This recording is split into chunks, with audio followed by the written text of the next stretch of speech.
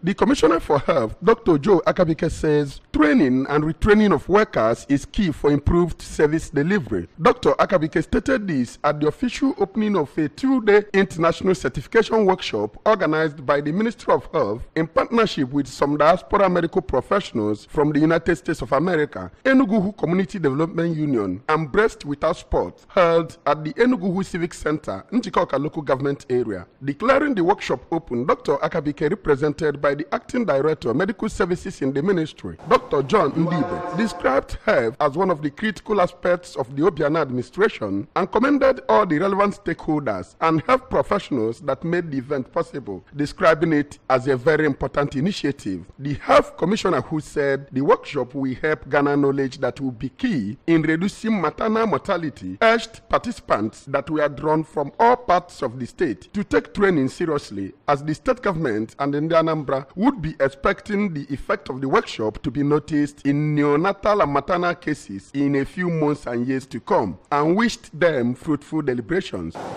Your duty as participants is to ensure that the information you gather today put them to use. We expect that in the coming months and years, we will start seeing the impact of this intervention, because that will be the only thing that makes it worthwhile.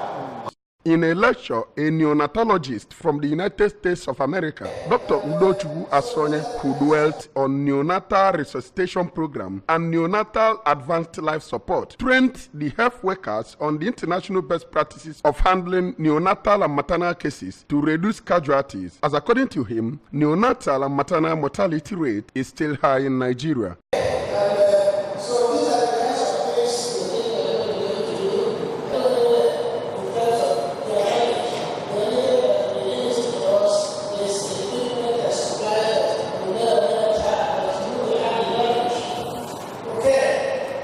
From Enugwu, it's been Chibuzo Koye for ABS News.